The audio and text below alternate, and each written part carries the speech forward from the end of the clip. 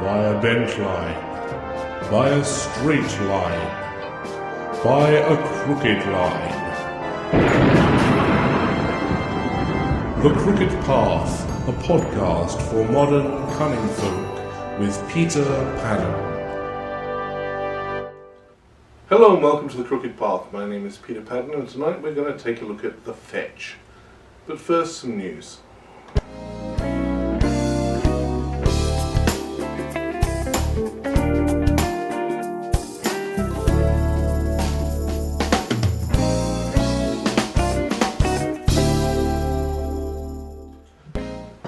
Those of you who've been waiting for an opportunity to buy my crazy glassware are going to be very happy to know that I've finally updated the Etsy website, the Etsy store rather. And you can now buy geeky glassware and strange designs from yours truly. If you go to Etsy and look for the Pendraig shop, that's what it's called, Pendraig, easy to remember, same as the books. And you'll find all kinds of glassware, whiskey tumblers, beer mugs, beer chalices, shot glasses with various geeky and other designs on it. You'll also find our range of incense burner bottles. They're basically wine bottles that have a nice design etched on them and a little air hole at the back, and you hang your incense stick upside down inside it from the ring provided, and it makes the incense sticks last longer and also collects all the ash so you don't get a mess to clean up afterwards either, so that's really cool. And we've also got tea light lanterns, which are bottles, wine bottles with the bottoms chopped off and a nice design etched and a little wire holder inside that will take a tea light or an electric tea light, and it all hangs on a chain. You can hang it from your porch or from the canopy of your RV or from the flaps of your tent, or swing it around your head, or do whatever you want with it, but they look really good at night. Custom work. And of course we do custom work, as I'm informed by my general manager and wife, my beloved. We do custom work, and you'll find opportunities on the Etsy store to order custom stuff as well. And we've also, this is hot off the press, so hot it's not even in my notes yet, we've just been accepted by the Eclectic Artisans website to vend there, which is a pagan only vending site. And we'll be doing chalices and incense burners and the tea light lanterns and various other witchy goodness there as well. So watch out for that. And that's it for the news today.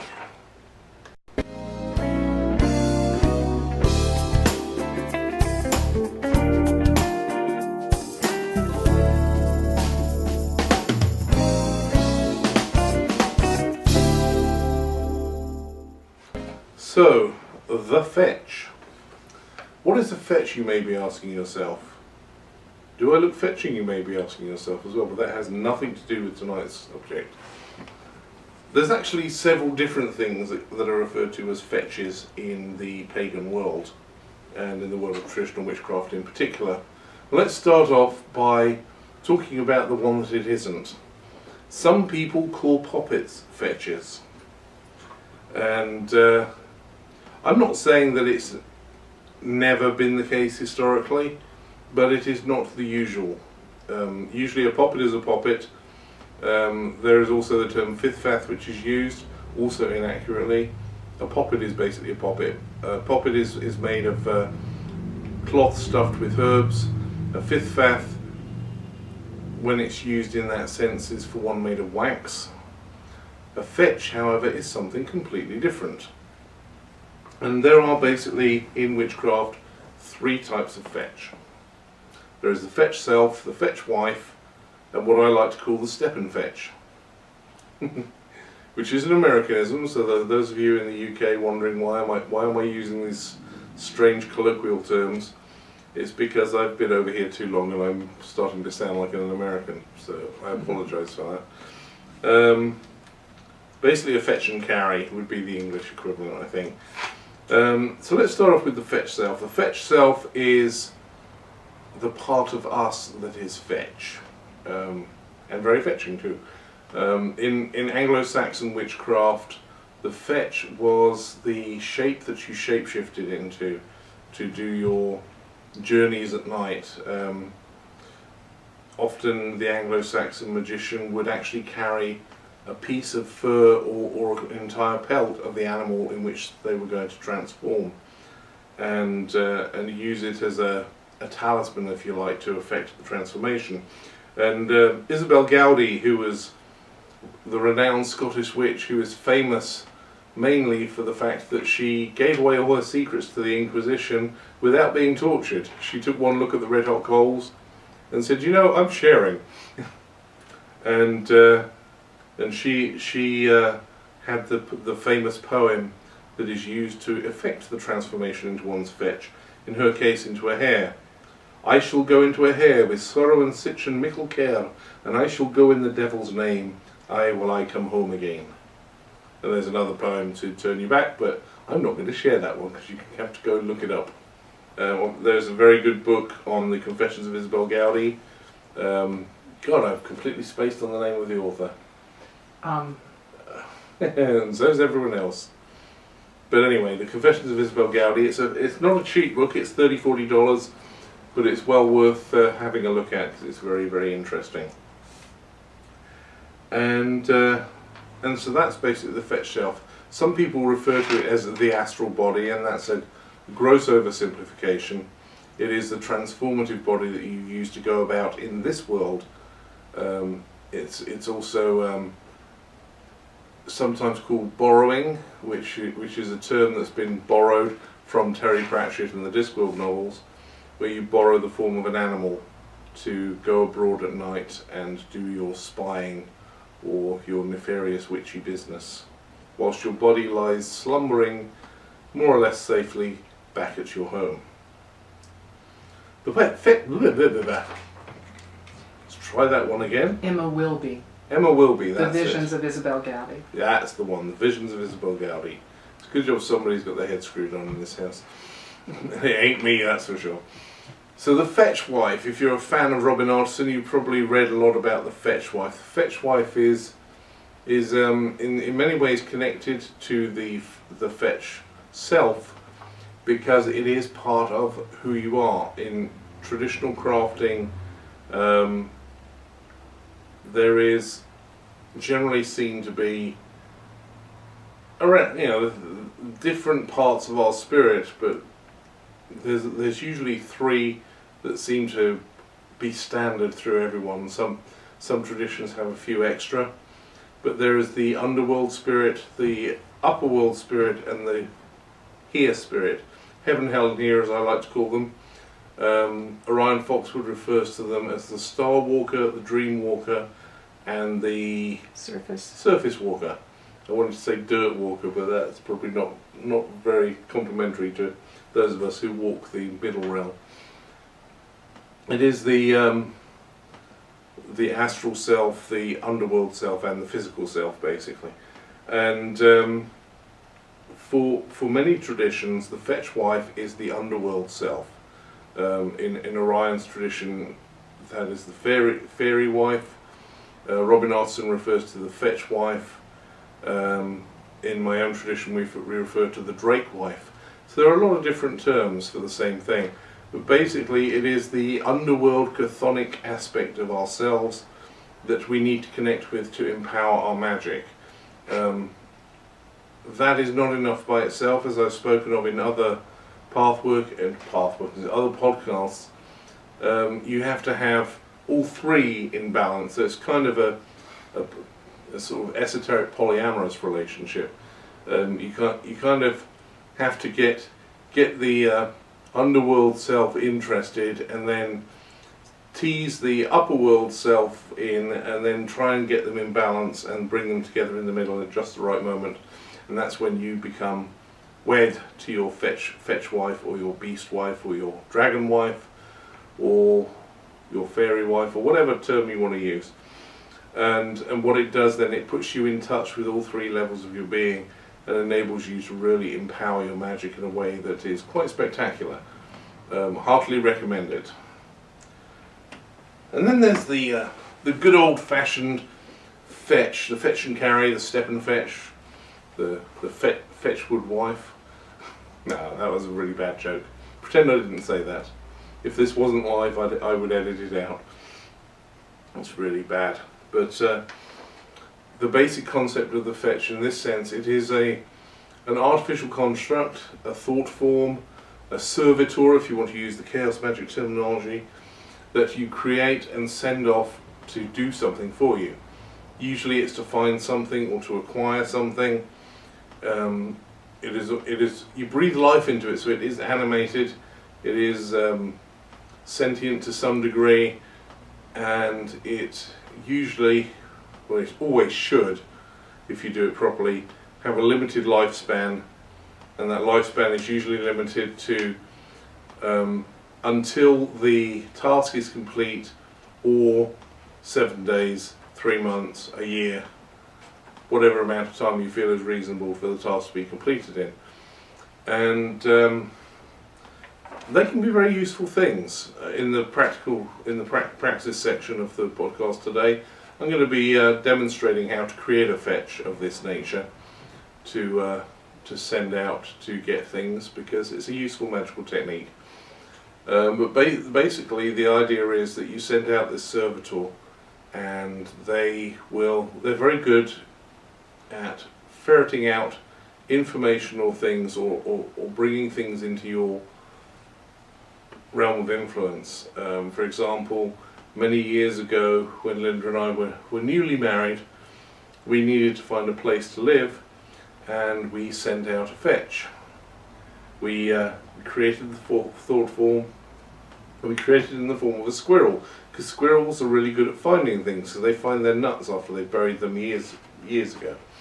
So we figured that they're good at ferreting out things, and they're kind of cute and furry and fluffy, and we called him Albert, and we sent him out to find us a house.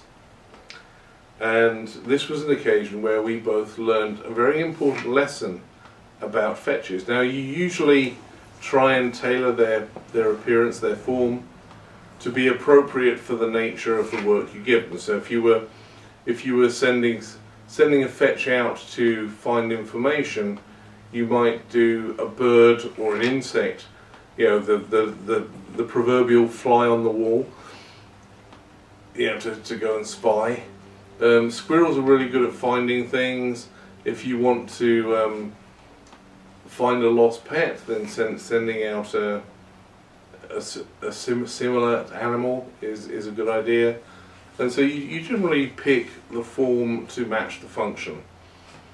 And as I said, we chose the form of a squirrel because they're really good at finding their nuts. Not in that way, filthy mind.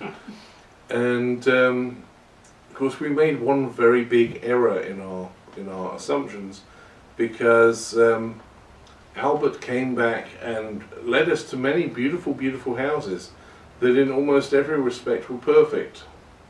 But it was that one way that they were not perfect that was the problem. They were all houses that would be lovely places to live if you were a squirrel. I remember one house in particular, I swear the 7 dwarves must have lived there at some point.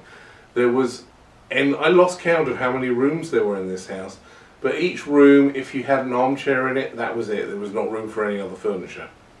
There may have been one room that was actually big enough for a double bed. But every other room, you'd have a chair and maybe a small desk, and that's it, the room is full.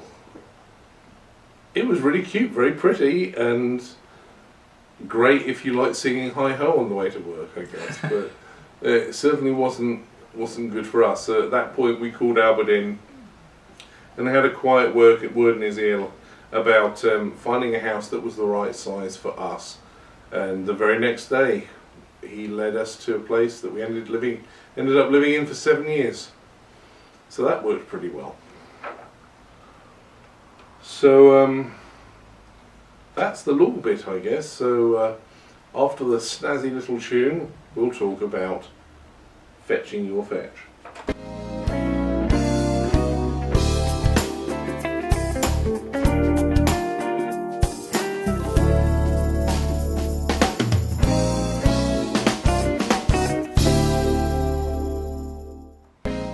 So, how does one work with a fetch? I know that's what you're all asking yourselves. Well, the thought form fetch is the simplest one to work with, And let me just lose my notes for a second so I can wave my arms around like a madman. Well, not like a madman, I am a madman, so I'm waving my arms around as a madman, but you know what I mean. Very simple process. The first thing you have to do is decide what it is you're going to do. Now, let's say you're looking for a job. There's a lot of people out there looking for jobs at the moment. So you want to create a thought form to bring you a job. Now, obviously, it isn't just any job. You want a job that you can do well, that you will enjoy, and that will pay your bills. So the right job for me. And so you've got your purpose. Go out and find me the right job, a job that fulfills my needs, that I will enjoy working in. That's a pretty good statement. So the next thing you want to do is you want to decide what form you want your fetch to take. Okay, so looking for a job, you want something. This is more of an intuitive choice rather than one dictated by any traditional logic, but I like the idea of sending a dog out to look for a job, because they're loyal and patient, and they go in and bringing it back like a good stick. It just feels right, the combination of dog and job for me. So I'm going to make my fetch look like a dog. And I'm going to call him Lucky, because that was the very first dog I ever had. And you want it to be a name that you can remember.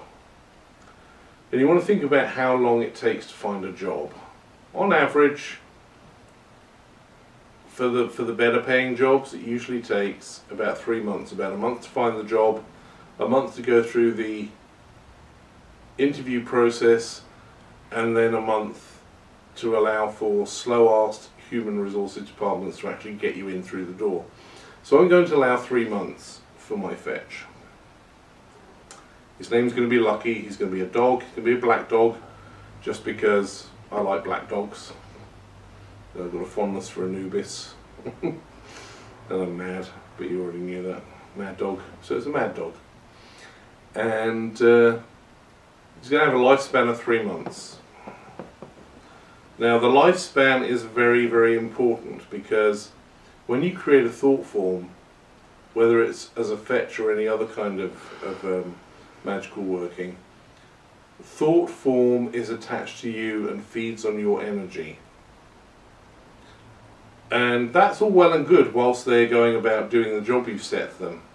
But the problem arises if you haven't set a termination date. The problem arises when the task is completed, or when it is obvious that it isn't going to be completed.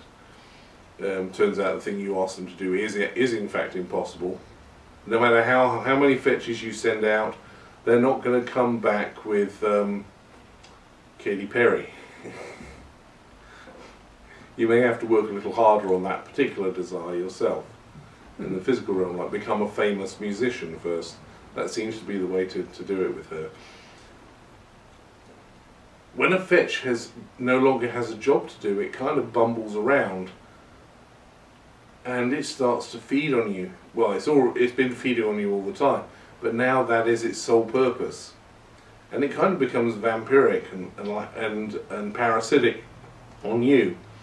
And the longer they go without direction, the more troublesome they can get, because they start, like anything that gets bored, they start making up things to do. They'll find variations of the original instruction. He wants a job, I'll give him a job. And they can get rather messy. The general rule of thumb that I've always used is don't ever have a fetch, ever, that has a lifespan longer than a year. Because it's too easy to forget they exist if they go on for that long. And that's when they become the most dangerous, because they will suck you dry. The biggest danger, in all honesty, is that you forget you've got one out there and you send another one out, and then you forget that one. You end up sending out so many that you become totally depleted, and you can actually exhaust yourself into hospital or worse by doing that if you have a bad memory. So sometimes it's good to write this stuff down. That's what journals are for, after all. So you set your time limit, and the basic idea is that either as soon as the task is completed, or the time period comes to an end, whichever happens first, at that point they will cease to exist, they will dissipate into the ether. It sounds kind of cruel, but remember they are artificial life forms. I know, I've seen Blade Runner. You're gonna have your fetch sitting there going, you won't believe the things I've seen. Like Rutger Hauer. But of course if you haven't seen the movie you go, what the hell is he talking about? Tough. I'm a geek, live with it. So that's the basic construction. So we've decided we're going to make a black dog called Lucky, who's going to be sent out with a 3-month lifespan to find me the right job. Okay? So you start off, you've got to build up some energy, and the way I do this is very simple. I place my hands a few inches apart and start to push energy from my heart center down my arms and into the space between my hands. And what I like to do is I like to pump the energy in until I feel it pressing my hands further apart. When it gets to about the size of a soccer ball, I like to compress it back down to about the size of a tennis ball, and then repeat, and I do that 3 or 4 times because I want to get a nice concentrated ball of energy. And of course I'm drawing up energy through my feet from the ground and down through the top of my head from the stars to add to this as well. And once I've got a nice strong ball of energy between my hands, I'm going to start off by placing the intent. Find me a job that fulfills my needs that I will enjoy. Find me a job that fulfills my needs that I will enjoy. Find me a job that fulfills my needs that I will enjoy. And now I'm going to allow it to change its shape and colour to become that black dog. And I'm visualising it standing on my hands. And turn it to face me. And once I've got that visualisation good and strong, it's the time to name it, and this is the point where you breathe life into it. Find me a job that fills my needs that I will enjoy. I name you Lucky. I set your time limit, your lifespan, to 3 months from today. At the time your task is completed, or at the end of 3 months from today, whichever is first, you will cease to be. Your name is Lucky, and your lifespan is 3 months. Now when I breathe, what I'm doing is pranic breathing. I basically, when I inhale his name, Lucky. I exhale, push it down to the tips of my toes. Inhale again, and I'm gathering all the Luckies from the tips of my toes up to the top of my head, into the back of my mouth. And then I breathe it in. And you should feel the life force entering your fetch. And then all that remains is to say, Lucky, go fetch. And away he goes. Now I know that probably looks not very exciting on the camera, just me sort of holding my hands out and playing an imaginary accordion in slow motion, but it felt really good from where I was sitting. So, but that's the basic how you send out a thoughtful fetch. Now the fetch self is an interesting thing because there's a lot of stuff we do working with animals. I mean, people talk about their totem animal or their animal self. You know, there's all the other kin out there who are fluffy bunnies, and sometimes the fluffy bunnies find themselves surrounded by raptors. That's an inside joke. that I'm not going to expand on, but I'm in a silly mood tonight. It helps to know what is the best fetch animal for you, and the usual way of doing that. My favourite way of doing it is doing a vision quest, where you basically visualise yourself sitting with your back against a very ancient tree, and suddenly you fall backwards into the tree and you find yourself floating down inside the hollow tree, but it's going down, down, down below the ground. And what you're doing is travelling back into the primordial past, and you finally tumble out at the bottom of the tree, back out again into a landscape that's quite different. And as you stand there, your totem animal, your fetch animal, comes to you. And totem animal, fetch animal are not the same thing, but if you go down there with the intent of finding your fetch animal, you'll find it. And whatever the animal is usually that is the shape that is easiest for you to assume when you go about your nocturnal journeys. And if you want to take the Anglo-Saxon approach, you can obtain a piece of bone or a piece of fur or a pelt of the animal.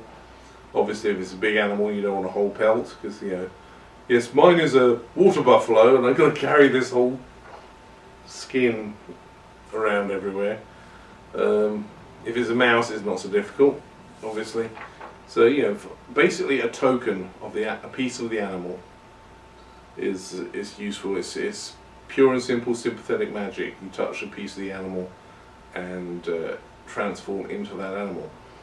And as obviously in Britain, the tradition is for witches to turn into hares, and there is the old tradition that if a witch is transformed into a hare and you shoot the hare, then whatever injury the hare sustains will manifest in the witch when she returns to a human form. And so that's one very good way. You can also couple that with breathing exercises to get you into trance states. It's basically going into trance and putting yourself in a scenario that allows your fetch self to make itself known to you. Working with the fetch beast or fetch wife is a little trickier because you don't always have a choice in it. You can't force it. It's something that happens when the time is right. In our tradition, it is something, as you get deeper into the mysteries, you trigger something that eventually allows you to encounter the drake form, and once you encounter them, they basically you become, the terminology used is that you are betrothed to them, and then when they give you their name, that is when you become wed to them. And it is a very potent partnership, very powerful, and it defies description unless you're actually part of the process yourself. So I'm probably not going to say a lot more about that for now, maybe another time. But that's basically it for tonight, a little quick look at the world of the fetch. Hope you found it intriguing, entertaining, or even mildly annoying, because I'll settle for the low targets. I'm not proud. But either way, I hope you come back again next time, and I look forward to spouting more drivel at you. Take care now.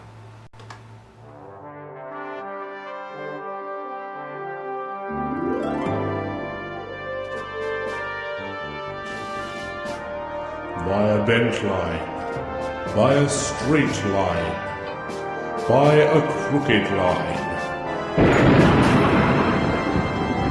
The Crooked Path, a podcast for modern cunning folk with Peter Pagan.